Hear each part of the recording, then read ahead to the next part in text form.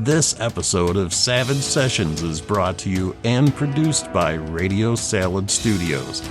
We are an actual play podcast dedicated to tabletop role-playing games of all shapes and sizes. So strap in, grab your dice, and let the epic journey begin.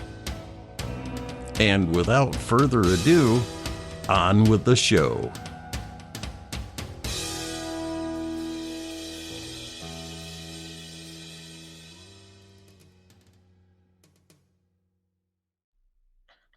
Welcome back, players, to your Savage Session. My name is Chucky T, and I'll be your host for Deadlands Noir, A Bad Day at the Orpheum.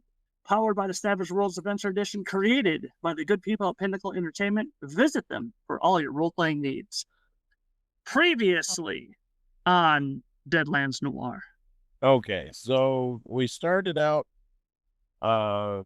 Miss Rose wanted to try to find some way to help the poor little crispy critter burn dude.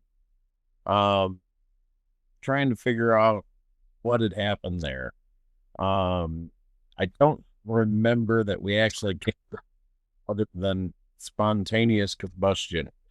At that point, we were discussing things with the lawyer. If I remember correctly, it was in regard. I don't know. Was it in regards to actually Leroy, Miss Rose's connection with playing at the Orpheum? Yeah. Part of that's fuzzy, but at that rate, we all decided at one point to start meandering through the basement and kind of see what was going down there.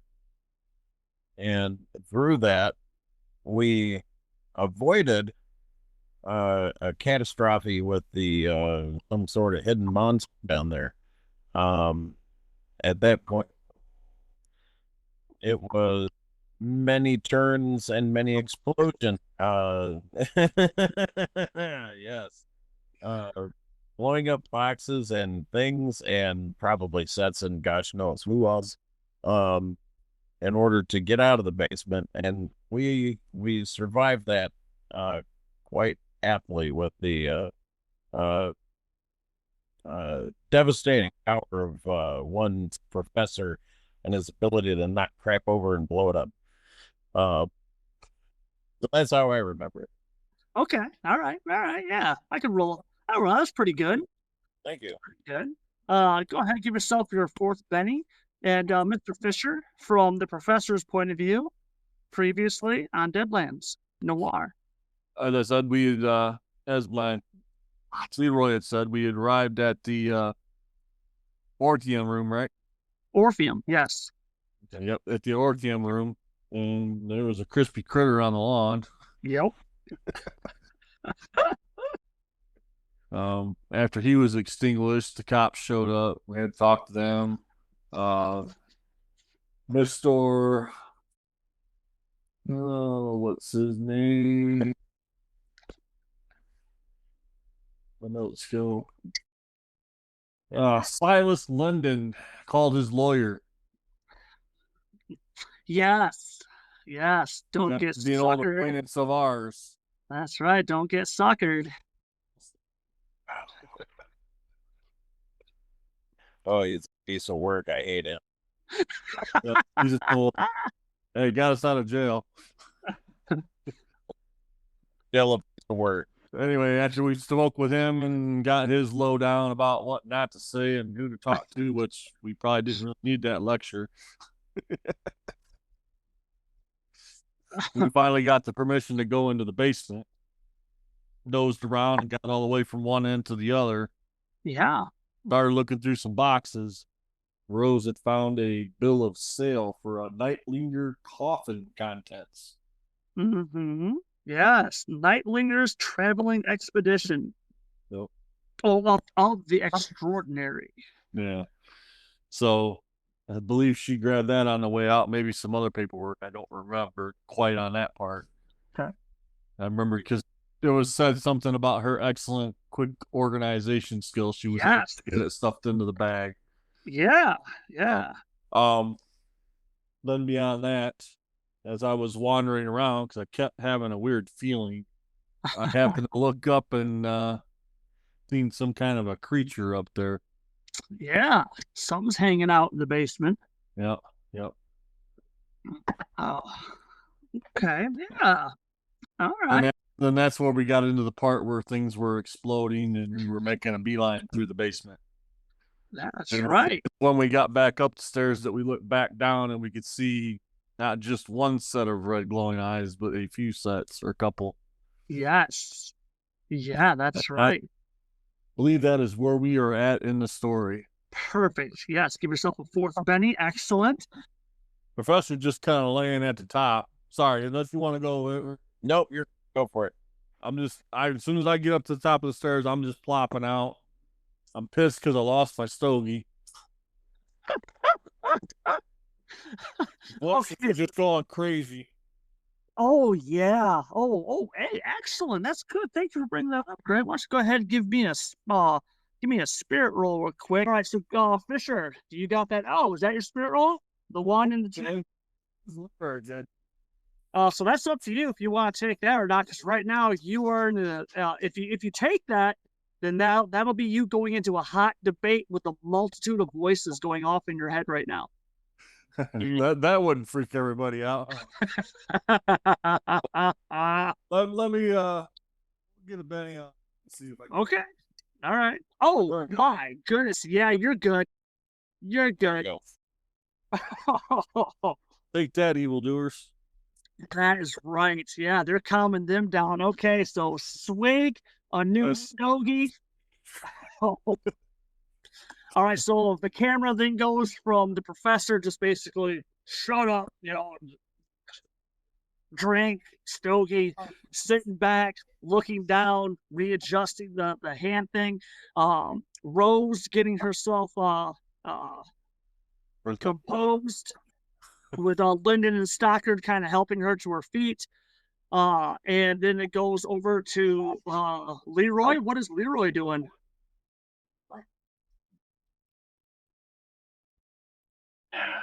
Leroy is tired. He's just ready for this day to end. He's probably more annoyed that Stockard is still there. He really Just doesn't like. But hey, if it makes you feel better, as so that as Stockard and Linden helping him up. So basically, if we go from your characters, from Leroy's point of view, as those two kind of pass in front of you and they're helping Miss Rose up. Once Stockard kind of gets towards your peripheral vision, he moves. So just leaning on the railing, or we lean against the wall is Mr. Rink, and he looks at you and he just smiles. He kind of looks over his shoulder like he's looking down in the basement. He smiles. So, hey, Slick, if you want, you're tired, you want to take a sit in the back there for a minute, I'd be more than happy to take over for a bit, let you go ahead and get it, buddy. You're tired. I can help with that. Now, here's the problem. When he says that, from normally, there's a sensation. That's, like how people say, oh, I have a gut feeling. No, you literally have a gut feeling whenever Rink is kind of kicking around. And it goes from the pit of your stomach and slowly goes up your chest. And it is like there's miniature hands just grabbing at your lungs and your spine and trying to climb up into your brain. I'm going to need you to give me a spirit roll. Now, this is going to be resisted against his. So, oh man, we just got a flip-flop. No, he's like, no, we don't. Okay, are you happy with that? Yes. You are, okay. I'm a lot happier with that than I am a 2. Okay, so what is yours is a D6. Okay, that means his is always a D8. Okay, he got a 6, you got a 7, which means you beat him. But yeah, it was bad, and to the point where, like, again, uh Greg, as you're kind of sitting back, you're glancing down, just making sure nothing's come up the stairs and make sure that they're helping Miss Rose up. You glance over at Jones. Yeah, Leroy. Jenkins. Yes, oh God, yeah, Leroy. Thank you. I was like, where's the Jones guy come from? No. Well, I'm We working picked on up it. another hitchhiker. Yes. What? Yeah. He was there. Um. And all of a sudden, he just kind of thumps against the wall. His eyes get real big, and he's kind of hunkered over. His fists just kind of clench up, and as quickly as it's there, the episode passes, and he sits up and he takes a really deep breath. Everett, that you can mark this on the calendar, because as soon as it comes up, as soon as you take the deep breath, you look, Rink is fading back, and he goes against the wall, almost like you slapped him across the face. And he looks down, he looks up, and his visage begins to change to like what you assume is his natural appearance. But he quickly gains composure.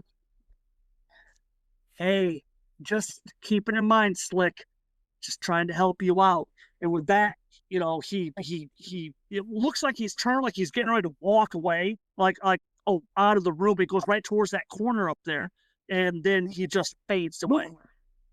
And that sensation going from your chest, it slowly starts to, like, you feel the hands, and they're like going back down into your guts, and then it takes a few seconds, and even though there's a part of you that now kind of is getting to the station where you're not sure if you need to breathe or not, because you're not sure exactly if you're dead, if you're still alive, you're just possessed. You're not sure, but it's hard breathing, and then it slowly goes back to normal. LaFontaine is busy helping getting Rose up, but as you glance around, it's Miller that's just staring at you. And the two of you lock eyes for an uncomfortable long time before he finally kind of tilts his head and, "Are you okay there, buddy? You're looking kind of bad." Yeah, we'll be all right. Professor's gonna walk over and hand him his flask. Here, Leroy. That's me a lot. Oh my God. Oh my God. So yeah, once you guys let's go. I'm gonna move you guys down. We're gonna do a quick camera swipe. I'm gonna move you guys down into the auditorium.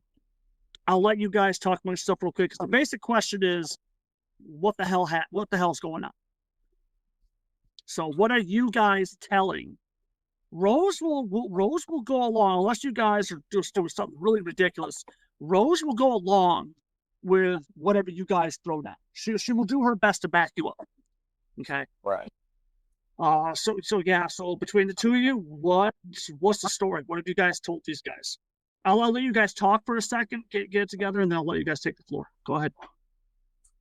Okay. Do we just want to write this off as, I don't know, maybe getting creeped out by something downstairs, but whether or not it was just, maybe weird noises, or basically panning off nothing. I'm just gonna leave it at they got a pest problem. Pest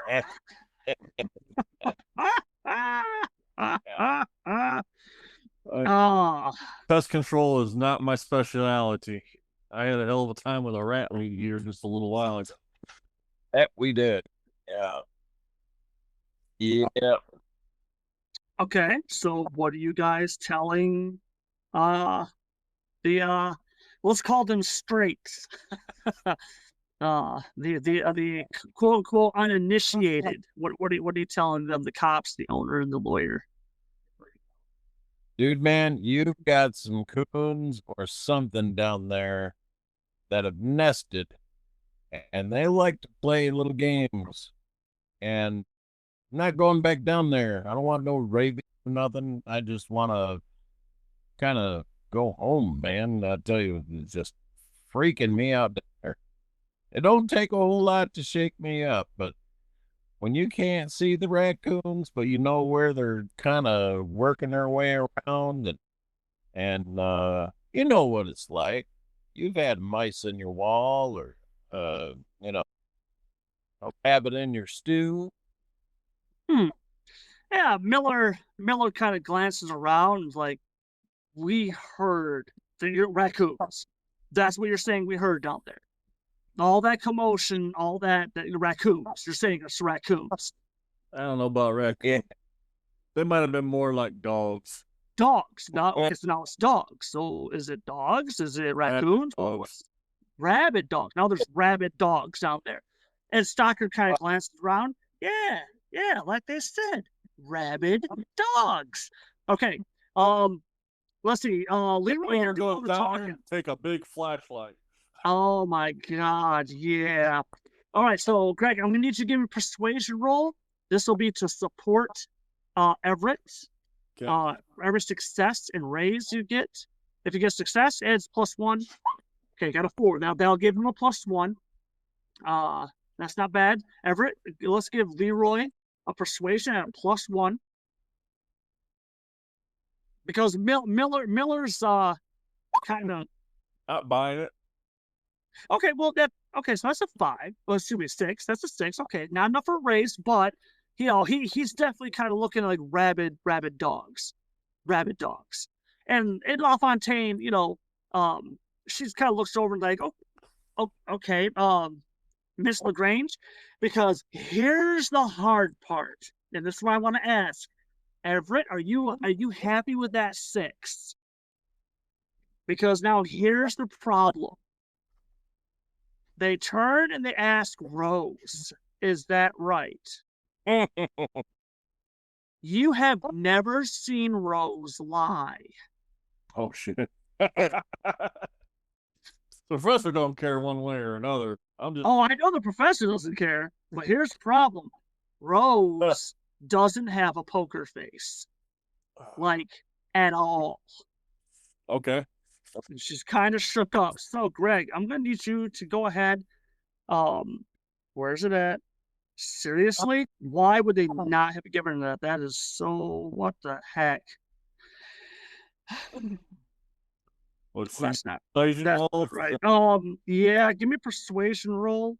And you gotta subtract 2 from this. It's a You want me to use my persuasion roll or something else? No, you're gonna be rolling 2d6. And subtract 2 from the highest die. Ooh, so that is a 3. Okay, well that's fine. So she failed, so that drops you guys to 6 down to a 5. So I mean they could tell that she's not being completely honest. But between you guys talking and Stockard, Lafayette, LaFontaine, she turns to Miller and she's looking, she gives him that stern look, and because Miller is like, no, I think, I said, no, I'm sorry, no, and he's pointing at Miss Rose and asks her. She kind of looks around, and immediately you guys know that she's like, well, yes. And he looks at her and says, now hold on a second. And LaFontaine knows, but she turns, she's okay, let it go. Okay, so it's whatever. There's something down there. All right. And Silas does apologize. He's like, I try to minimize the amount of people down there because we haven't had a lot of time to properly clean out all the debris and stuff that was down there left over from when it was a slaughterhouse. When you acquired this place, did you ever go in the basement and look around down there? Yes.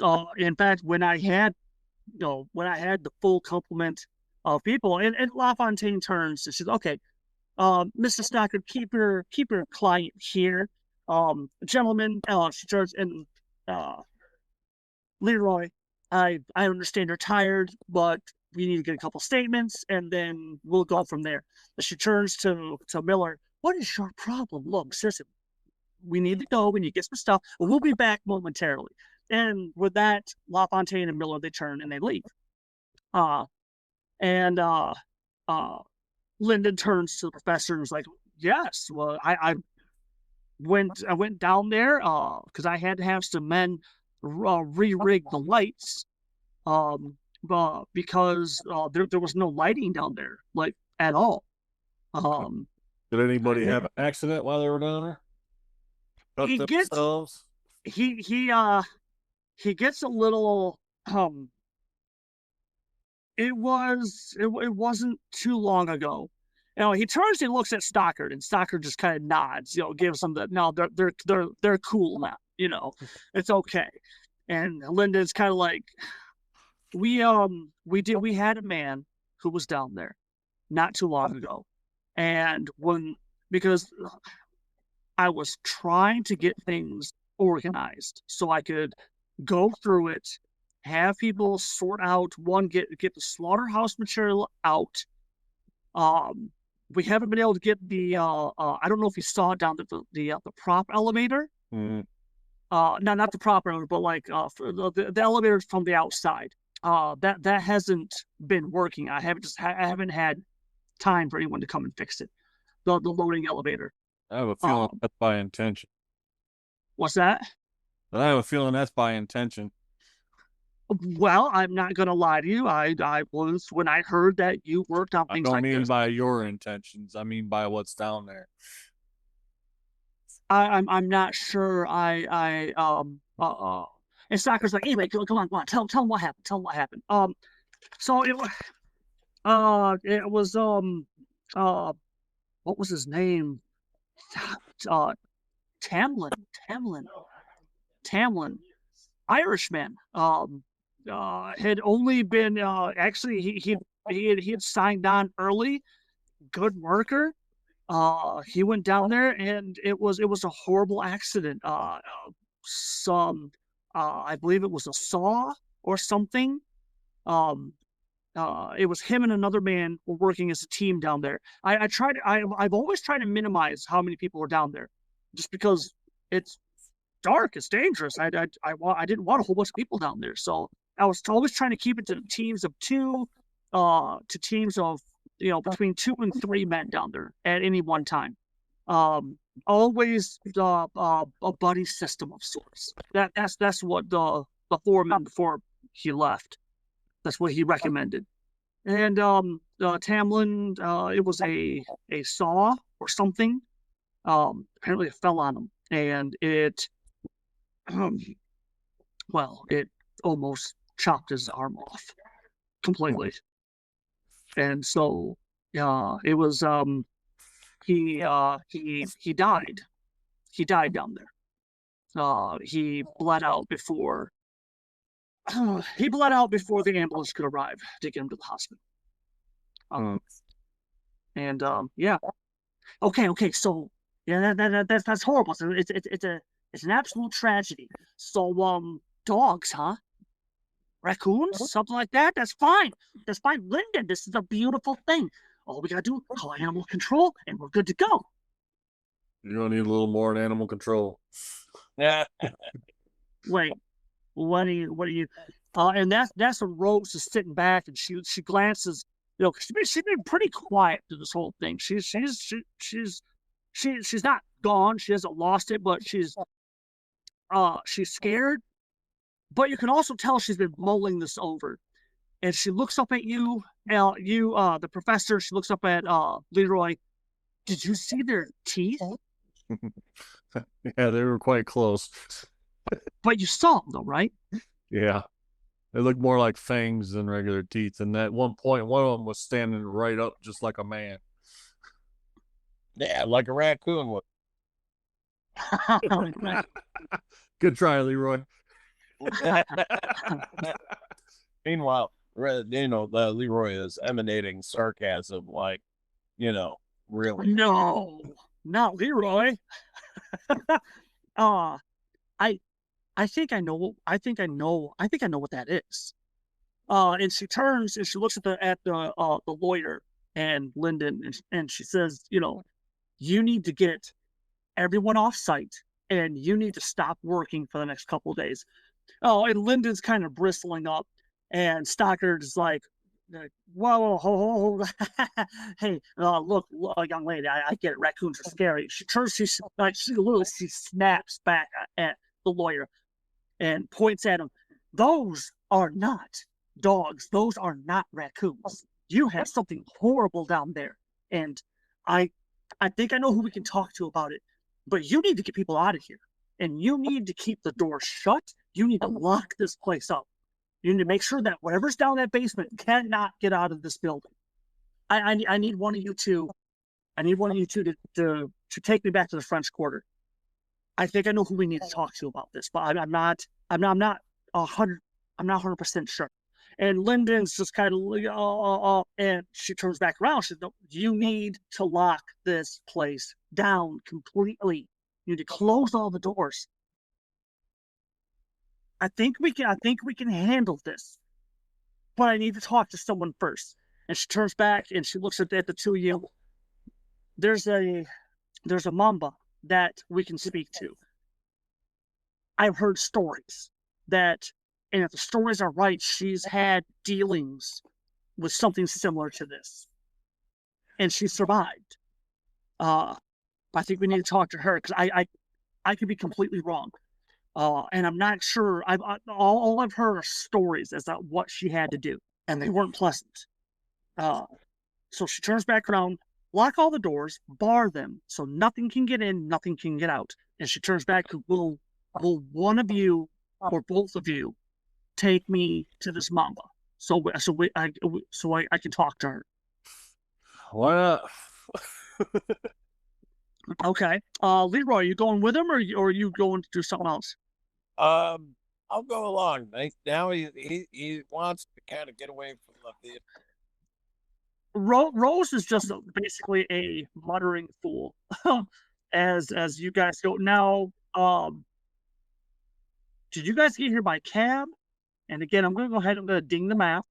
I think we all came separately because, like, Yeah, I know. She got a ride from. Yeah, Mr. Fuki. Yeah, I like that guy too. That stalker. Where did I write this? Rover, Mr. Washington. Yeah, she went with him. Okay, so you guys are hailing a cab, and now she wants to go down to the French Quarter. So I'm going to zoom in on the French Quarter. Just down yonder. So let's go. Why not? Let's go here. Let's go here. Let me see. I'm gonna make a quick note. Let's go another red. We're not too far from my house. Yeah. Hold on. Don't get all excited. Look at that pretty picture. All right. There's that. All right, and I will make notes later on. But yeah, where that red blip is, I just added. Okay. That is, it's in that general area. That as the taxi, she's just giving, she'll be kind of muttering about this and that, and just a lot of it's not too coherent. If there's any questions or anything like that, she does take a swig of your hooch, which she kind of oh my god, she kind of hands it back. But basically, okay, it's like for Leroy, okay, this is awesome. Two people that talk to themselves. Oh well, when you're not talking anyway, that's not the point. So well, but then of course, possibly three.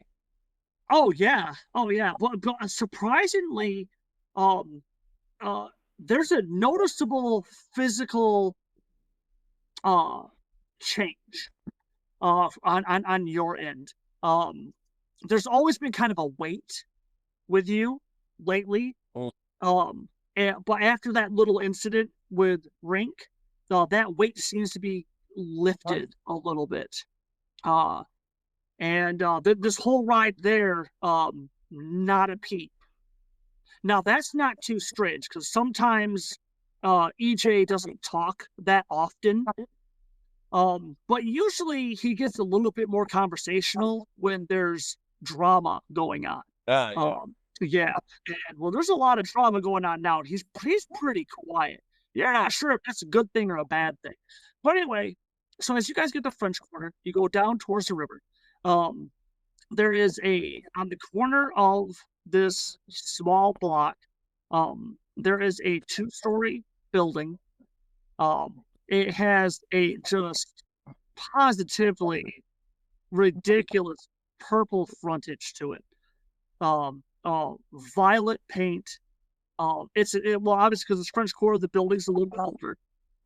It tried to retain a lot of the old architecture, and Rose instructs, she practically shrieks at the driver, "Stop here." Um, she then informs one of you two as she gets out hurriedly, and she stops, almost like absent-mindedly. She turns and points at the driver and puts, "Somebody pay him." And then come inside.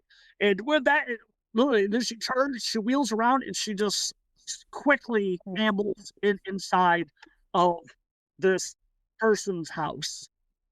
Which one of you is paying the guy? It's not much. Bam. Okay.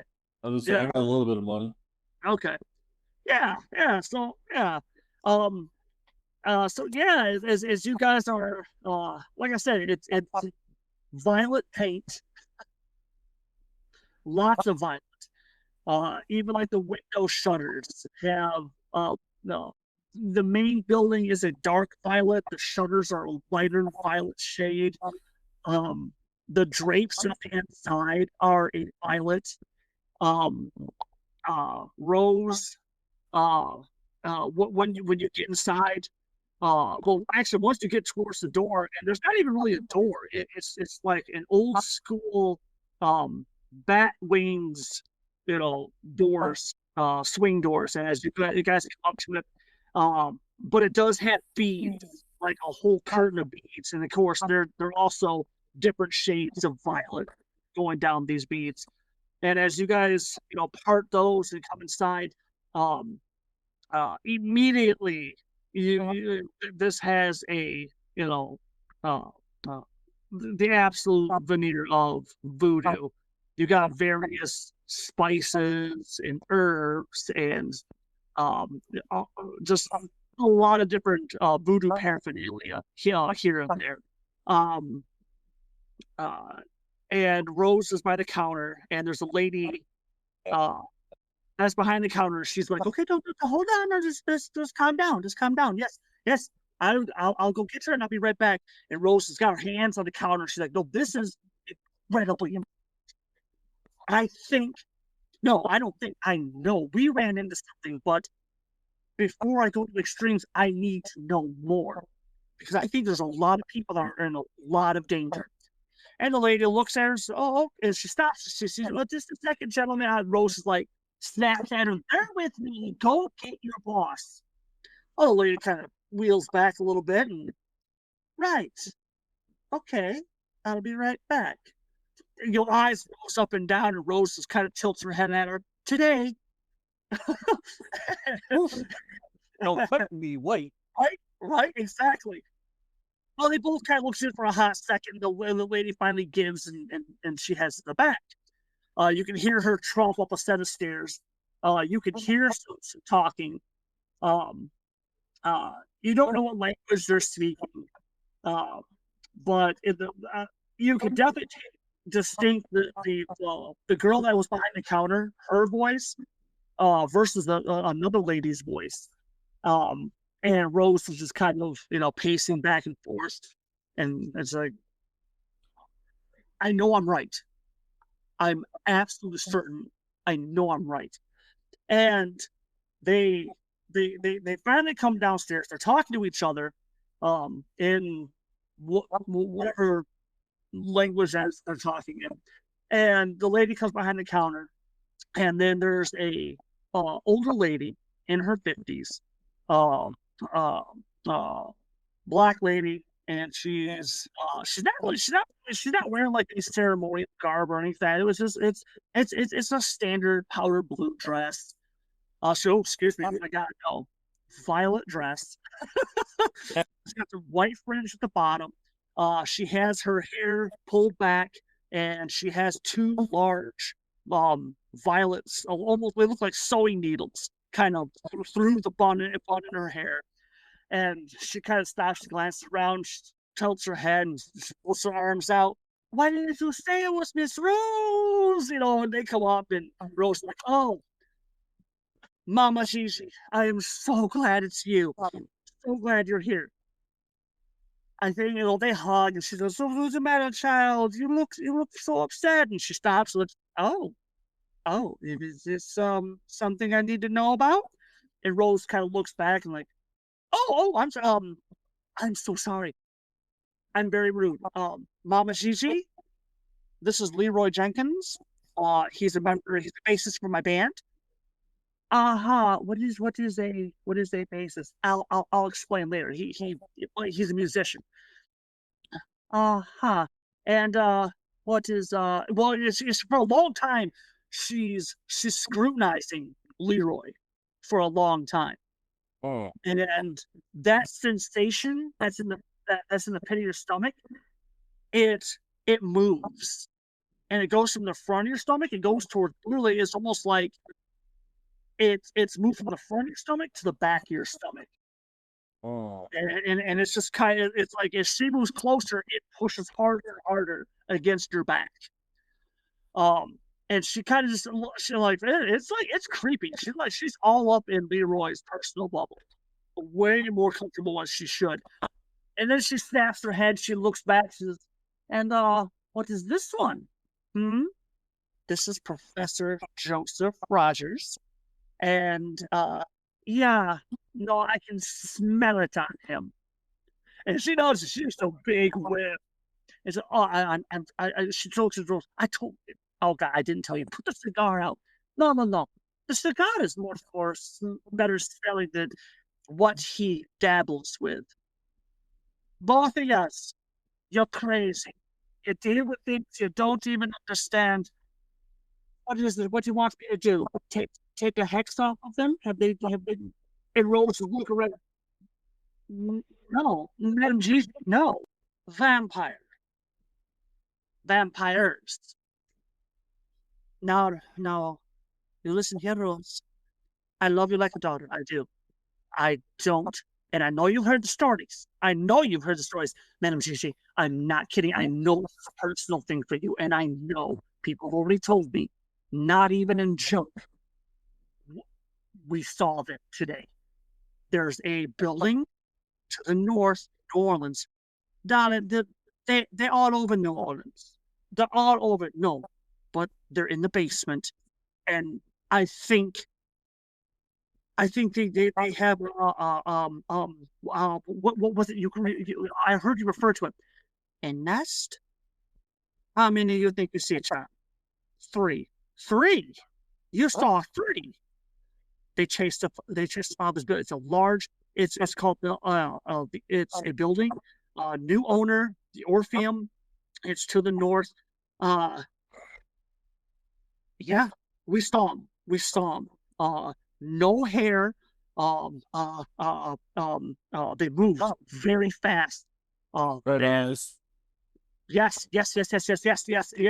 Rose is clapping. Yes, it's red eyes. But black. Bangs. Very, very. We saw those very close. Now she kind of glanced and listened. Yeah, but their eyes are black until the light. Once the light hits them, they're just bright. They're insanely bright. And the lady kind of nods and you saw them and you got away from them. But that's good. That means they're probably new. Now, what makes you if they're new? They're probably is there anything else going on in the area? We don't know. We just came down. They've had some accidents, and a lot of people are scared. We just arrived. From the history of the building, it was a slaughterhouse at one time. I don't know if that attracted us there. Plus, we found that bill of receipt. Yeah. Rose goes into her clutch and she pulls out the bill, and the lady, Gigi, looks at it. No. And she turns and she points. She holds up the bill of sale to lay behind the counter, looks at it. No, that's crazy. There's no way. You see? They all laughed at me about this one.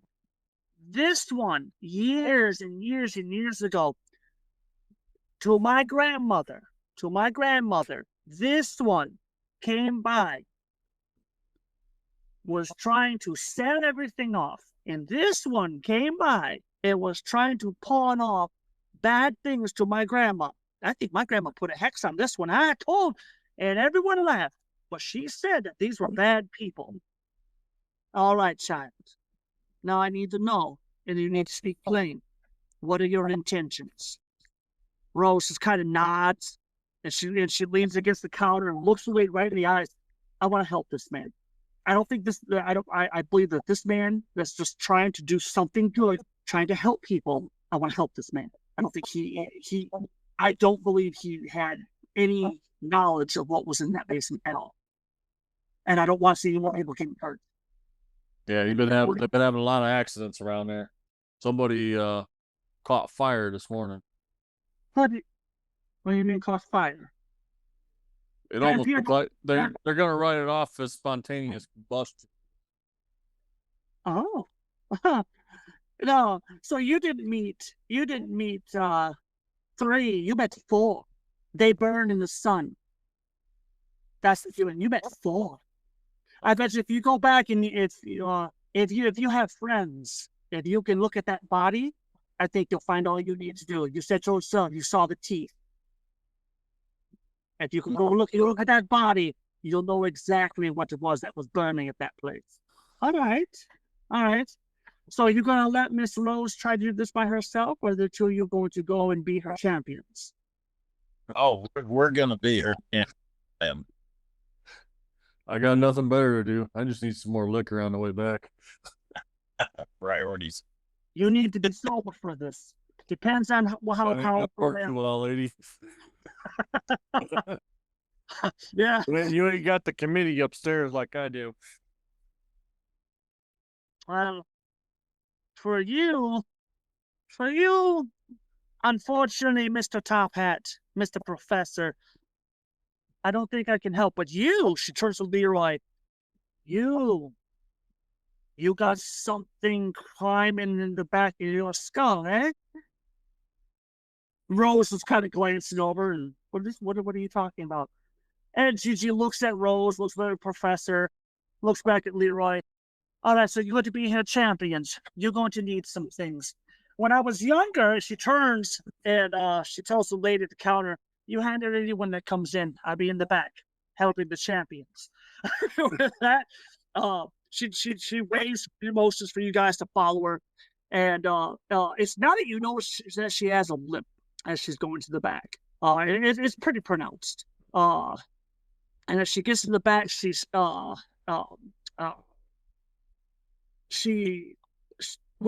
it's not electricity. It's still run by gas. So as she goes back there, she flips, turns a little nozzle, and you can hear the hiss, and then there's a pop, and the lanterns in the room slowly on the wall, they come on pretty much at the same time.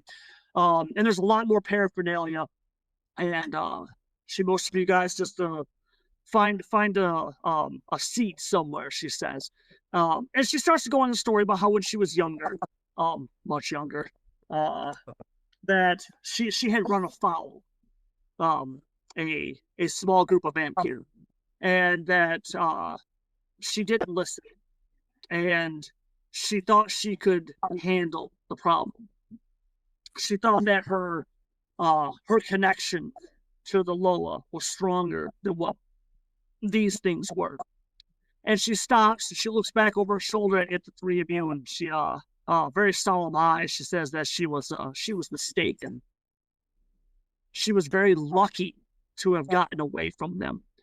But like Miss Rose, she went back during the day, and she also had to get help. Now that was just one that she dealt with, just one. From then on, she said that she sees the vampire all over the place. New Orleans is riddled with them. But from what I've learned over the years is you leave them, they leave you. Most of the time, you do good. And I have to be honest, they make good customers. Rose blinks. She's like, wait, what? The one you are talking about, though, I don't know all the ins and outs of it, but I know that they have rules.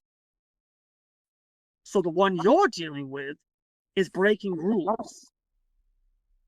But it doesn't sound like any of the vampire are doing anything. Whatever. But if they are, they do need to be handled. You know, you said you found 3 of them.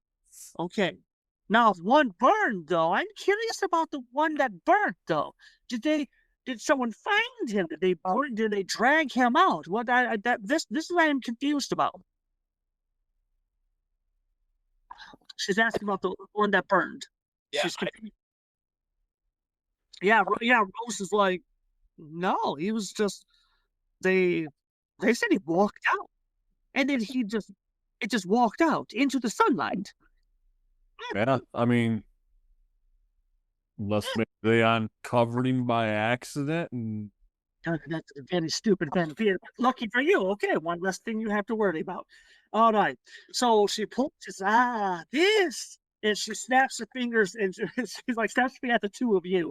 She points at a large steamer trunk. And she walks towards Rose. And Rose kind of takes her on because she looks pretty tired. And she snaps her fingers again, points to the steamer trunk. Bring that out. What we need is inside. Bring it out, though. It's too heavy for me. No, she's leaning back. And when you turn back around, first of all, Professor, you can smell the smoke before anything. You look back at her shoulder, she has one of those old long stem cigarettes, and she has that lit. She's just leaning back. Debox. Let's look. Professor's getting up. He's heading over to it. Oh, it's heavy. Oh my God, it's full, man. Leroy, you helping Professor out? Yeah, if it's that heavy, okay. Oh yeah, no, it is. It's like you can see the Professor kind of now again, Leroy is pretty damn strong. And honestly, Leroy, you could probably move this by yourself, but there's no need in making him look like a child. So Right. as you combine, you heft it out. I mean, it does have some significant weight to it, though. She goes up there going, "Don't look like a pussy." I like that. I like that. Except here's the best part. As the Professor's moving it, Leroy, he's talking to himself. And now think of like Lord of the Rings, where he's like turns this way, talks, turns that way, and he talks. Yeah, so that's what pops out. Don't look like a pussy, you know. So she pulls it out. Madam Lady Jesus, she comes forward, she clicks open this because a huge old school cast iron padlock on this thing. And she comes by and from a table, she pulls out a drawer, she pulls out this huge ring of keys, she flips through, stops, shakes her head, flips, stops.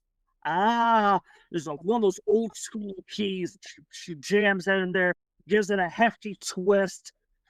Plus some strain into it, and it goes click. The thing just snaps. When it snaps open, you swear you hear an audible as it snaps open. Happy time. She takes a step back, almost like she's like nervous to open it up. She glances around real quick, and all of a sudden she nods. Okay, you open it up.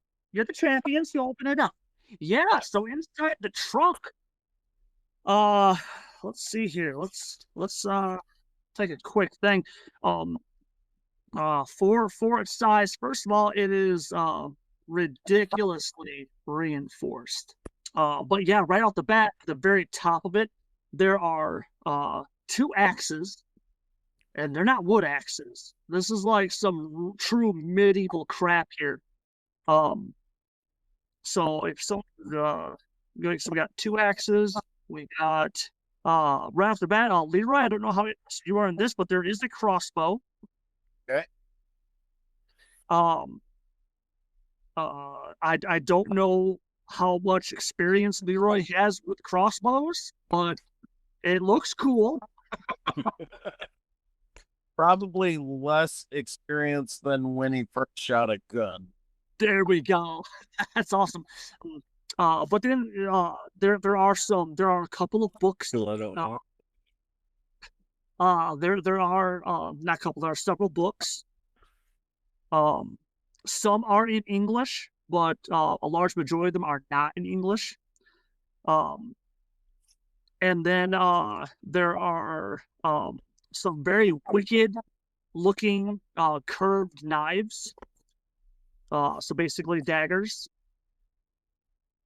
And then of course, as it's going through, there's also some weird looking armor, I guess. For first it just looks like a vest that might be worn over.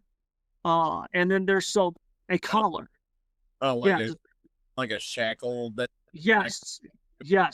They like Except a male collar. No. This is one solid. For the shackle. Normally for like humans, it's a little bit more narrow. But this thing is like it comes up, it flares out towards like under the chin, comes down like it should sit on someone's shoulders. Oh.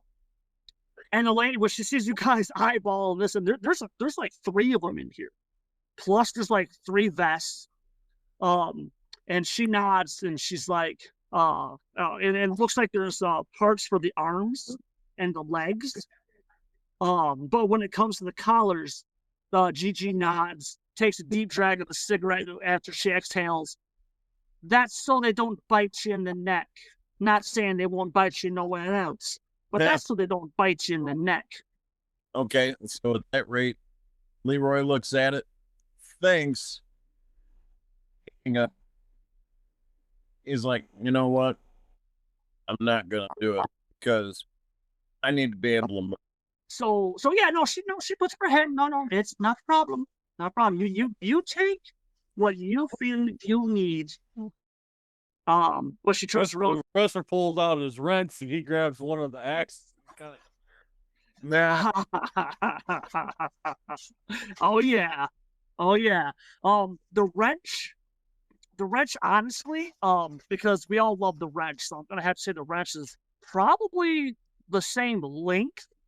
Maybe not as wide, but it's definitely roughly the same freaking length. I mean, this is like this is a serious wrench the professor carries around with. But yeah, that act still, the voices are loving that. They're like, that looks super fun, and there's a whole bunch of like, oh man, we take this to the shop, we add this and that to it.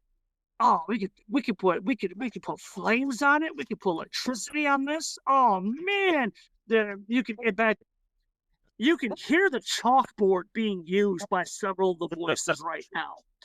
Yeah. Now this is bad, Greg, because I'm going to need you to give me another persuasion spirit test, because they want to go to work. Nah. I'm only gonna do. Yeah. Oh, I get one of my pennies. I can Betty that one, right? So it's not a complete fail. Yep. If it's 2 1s, no, but with that 1 and 2, yes, you can if you want to. They really want to work. Oh, okay. Well, hey, okay. Does the professor zone out? Yeah, if you look at him, you can see that one eye is just kind of glazed over. Oh yeah, he's over there. Oh man. Oh yeah. He's Leroy. Ghost Rock power jet here, give more of an impact. Oh my God. He's sitting there and he's looking at it. He's going over in the course along the sides and definitely at the bottom. There are some sheaths. Professor, you're zoned out. You're looking at the axe. You're going over, and you've actually gone and the professor has sat down. Like, he doesn't even know where he's sitting at, but it's relatively comfortable. And just going over, and he's slowly turning the axe, and he's gone. And there's multiple voices coming out of his mouth. And And Rose starts to look up, and Gigi puts her hand out. No, he's gone. So she turns to Leroy because it's, like I said, along the side and the bottom there are they look like quivers, but as you pull them up, they're thinner. And as you flip open the front of it, so it's more like a elongated satchel. Inside of them, there are 6 long, polished pieces of hard wood that have been sharpened at the end. Each of them, each one of these satchels holds 6 stakes. Yeah, Gigi looks at that. She taps off some ashes in the cigarette. Yeah, you'd be better off with the axe. Probably. She turns to Rose, and then she looks back at Leroy. And as she looks over at the professor, then she looks back at Leroy. Did the vampire speak to you? I don't remember. I don't think they never spoke to us. Yeah, Rose shakes her head. No, it was hissing and lots of growling. And it tried to kill the professor, and then it came after Leroy. With the professor, he's a pet scientist. He's extremely good at what he does too. And Gigi turns, and she literally like real dismissive, just waves it off. All that his toys will do is make it angry. They won't do nothing to it. Just make them angry. These will do it. She takes out one of the stakes, and she's very deft as she twirls around and she jabs that at Leroy. This goes into its heart. Has to be the heart. You miss, you'll know, because all you'll do is piss it off. This goes into its heart. You put this into its heart, it'll paralyze it. It won't kill it. Though she turns to Rose, those stories are fake. This goes into the heart. This paralyzes it. And then she goes to the professor, and she goes to reach for the axe. The professor just turns. His eyes are completely white. And she goes to reach for the axe. He just turns. She jerks back. She takes a couple steps back. I have a cream for that. She goes back. She thumbs over to the professor, and then she looks down. She picks up an axe out of the trunk, and she hands that to Leroy. This you use on its neck. You take the head off the body, then it's dead. Professor's going, yeah. The axe, yeah. Yeah. Oh my God. Or you take it out in the sunlight. You saw what happens when it goes into sunlight. You get it out to the sunlight. Or you take fire to it. That's it. Anything else just makes it mad. Well, can you take one of these in its heart, maybe set it on fire first, then if you want to try to get close to ram that into a burning person, yeah. Me personally, I put the stake in first, then burn it. No. Rose's eyes. She looks down, like she's glancing at the she looks up. Oh my God, Leroy! There's a furnace in that basement. Sounds like a plan. She points to the. She points to the chase them over in front of it. I might be able to blast. There you go. Oh, hey, all right. So, like I said, the professor, right now the professor is pretty much he's out of this scene. He's there. Greg, every now and then, if you want to chip into what the professor might be saying or doing, feel free. But unfortunately, when it comes to other guys, he's got the wrench on one side. He's cradling the axe. Greg, go ahead, give yourself a Benny. Give yourself a Benny. That's awesome. All right, but does the name? He's found a new best friend. Oh my God, the axe. That is awesome. So pretty much the dialogue is now going to be resting solely on your shoulders, Everett. So you got this trunk, you got the body armor, you got the axe, the crossbow. She points at the crossbow. If you could get a good shot, you can hurt him. and she says that the state that and she shows because it's and again it is definitely an old school crossbow. She gives a quick demonstration how you set it down, put your feet onto it, and there's a crank that you just kind of snap out and just give it a couple of good turns, pulls it back, and then she plops one of the stakes in, levels it up, and she shoots and rams the damn thing into a wall. Nice. It's as simple as that. If you could get lucky. Yeah, just as simple as that. The professor points at the crossbow. I could make a ghost rock powered thing to retract that cord a little easy. Oh my God, Rose just cuts them off. Is there anything else? Is there anything else? That is it. You don't want to find them at night. You have lots of daylight left. This is when you need to go. You know where they're at? You go now. You try to find them at night, they'll be at full strength. You don't want that. You want to go back now. If it's truly what you have down there, and it sounds like it is, you take this stuff, you go down there. I recommend you to be discreet. If we were back at the back at the islands, wouldn't be much fuss about this. But here, with these people, there's going to be fuss. So you need to be careful when you go about doing this. You hear that, guys? We're gonna go kill stuff. Oh my God.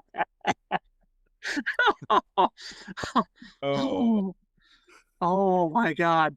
All right. So, Leroy, do you have anything else for Miss Gigi, or what's the thoughts? I pick up the stakes. I pick up the crossbow. Kind of feel the weight of it. Nod. Kind of like, all right, let's do this. And I look at her. I say, thank you very much for your time. I guess we have a mission. I get to pick up stakes too, or am I just still busy hugging the axe? Well, you're too busy hugging the axe, but Rose grabs a satchel for herself, a satchel for the professor. You already have an axe. Rose is kind of looking around. She looks up at Gigi, kind of, only 2 axes? And Madam Gigi just kind of tilts her head, looks at her, and smiles. Before, as you guys are going out, she gives Rose off the wall. There's a set of keys. She hands it to Rose. It says that there's her car is to the back.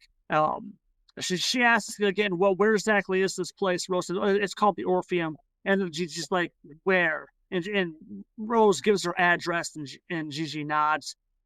Yeah, that's a bad part of town.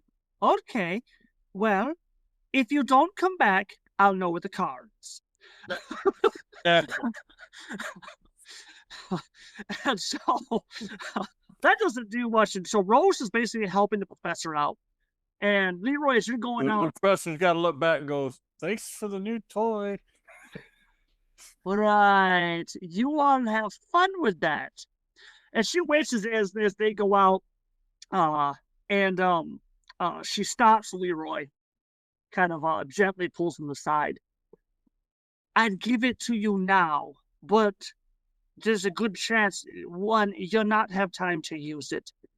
If you live, you'll come back to Lady Gigi, and she help you with that voice.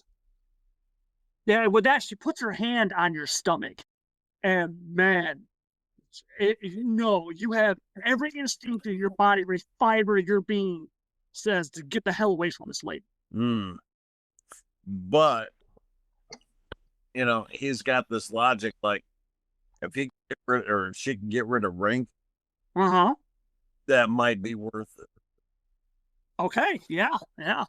All right. Well, then we're gonna go ahead, and as you guys are getting into the car, the professor's in the bag. He has a notepad out. Well, then again, you're not exactly sure what's in that satchel he carries around with him all the time. It's loaded with different pieces and stuff like that. But now he has a notepad out, and he's just frantically writing stuff down. There's sketches, there's equations, and all that. And again, and now, like I said before, he's gone. He's just there looking at this axe.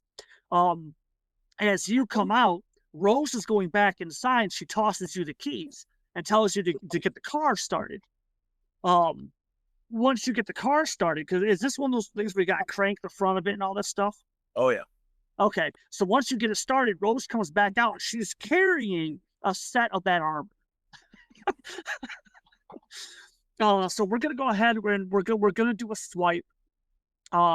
As you guys pull up to the front, Rose has shuffled the professor from the back seat to the front seat. She hops in the back seat as you guys drive back to the Orpheum, and you park at the front. This draws a lot of attention as you guys step out.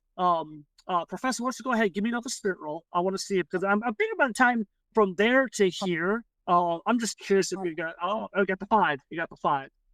Okay. Okay, Got yeah. in my system. I'm all excited over the new toy. It's dying down.